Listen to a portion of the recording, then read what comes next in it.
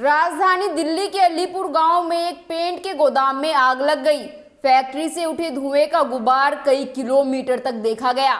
मौका वारदात का मंजर इतना भयानक था कि देखने वालों की रूह कांप जाए। वीडियो में साफ देखा जा सकता है कि आग की लपटें ऊंचाई तक उठ रही है और कुछ ही देर में आग ने भयावह रूप ले लिया और आसपास के 5 दुकानों और गाड़ियों को अपनी चपेट में ले लिया। और आग की चपेट आने से आसपास की 5 दुकानें जल गई, जबकि 4 से 5 घरों में भी आग फैल गई। घरों में मौजूद लोग समय रहते बाहर निकल गए। घरों में रहने वाले करीब 3 से 4 लोग झुलस गए। गोदाम जलकर खाक हो गया और उसके साथ ही खत्म हो गई 11 जिंदगियां भी। नमस्कार दोस्तों, मैं हिमांशी कश्यप आपके साथ। आप देख रहे हैं जनता की आवाज। आगे बढ़ने से पहले इस वीडियो को लाइक करें, शेयर करें और अगर पहली बार जनता की आवाज न्यूज चैनल को देख रहे हैं तो चैनल को सब्सक्राइब भी करें और घंटी जरूर बजाएं, चैनल की भी और सरकार की भी। आज की नेशनल मीडिया के मुकाबले में जनता का साथ दीजिए और उसकी ताकत बनिए, जनता की आवाज बनिए और हो सके तो इसके लिए चैनल को ज्वाइन भी करें। अब नगर निगम के नरेला जोन में होने वाली कोई अकेली घटना तो ये है नहीं। दिल्ली के नरेला जोन के अधिकार क्षेत्र में पहले भी बहुत बार आग लगने की घटना हुई है। आपको मुंडका की आग तो याद होगी। जी हाँ, 13 मई 2022 को मुंडका में आग लगने से 27 लोगों की मौत हो गई थी और दर्जनों घायल हुए थे। 11 फरवरी को अलीपुर की ही एक जूता फैक्ट्री में आग लग गई थी और अलीपुर में ही अभी कुछ समय पहले एक अवैध गोदाम की दीवार गिरने से 5 लोगों की मौत और कई घायल हुए थे। वो हादसा भी एक खबर बनकर रह गया। वहां फिर से दीवार खड़ी हो गई और घटना घटित होते ही नेता लोग राजनीतिक रोटियां सेकने लग जाते हैं। जिन जिन लोगों की मृत्यु हुई है, हर एक के परिवार को हम लोगों की संवेदना है और हर एक के परिवार को 10-10 लाख रुपए की मुआवजा राशि दी जाएगी। आज अलीपुर में दिल्ली के सीएम ने दौरा किया, मुआवजे का ऐलान कर दिया गया, कार्रवाई के आदेश दे दिए गए। लेकिन इससे होगा क्या? सिर्फ खाना पूर्ति की जाएगी जैसे पहले की जाती थी। क्या केजरीवाल सरकार को नहीं पता कि एमसीडी भी उनके अधीन है? आखिर ये कार्रवाई पहले क्यों नहीं की जाती? इस तरह के हादसों के लिए असल में दिल्ली नगर निगम के नरेला जोन के 3 विभाग जिम्मेदार है।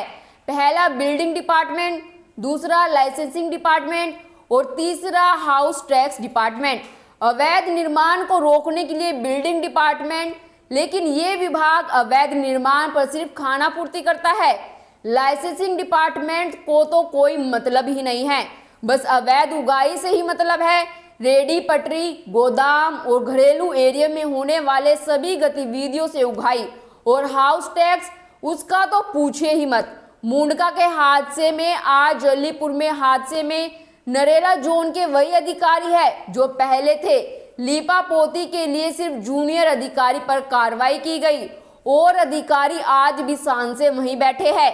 लीपापोती पहले भी हुई थी और अब फिर होगी।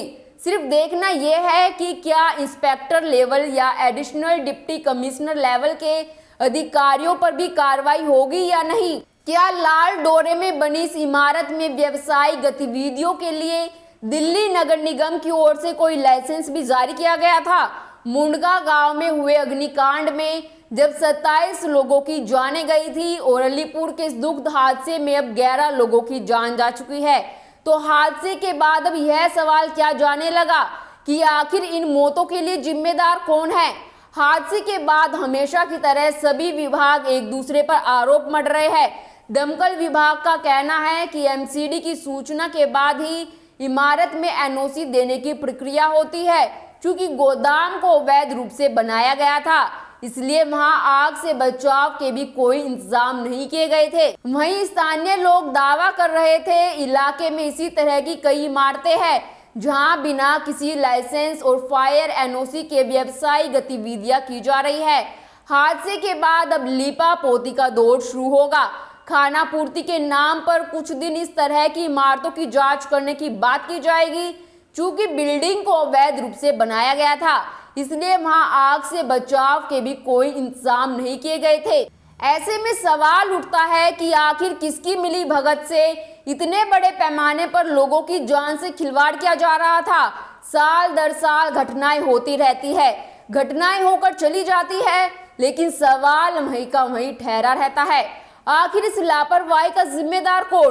पिछले हादसों से क्यों नहीं लिया गया सबक? और सबसे बड़ा सवाल, रिहायशी एरिया में एक अवैध गोदाम या फैक्ट्री का चलना आखिर किसके सहयोग से? और ऐसा ही एक्शन लगभग इस केस में भी देखने को मिलेगा। आपकी इस मुद्दे पर क्या राय है, हमें कमेंट कर जरूर बताएं और बाकी खबरों के लिए देखते रहिए जनता की आवाज।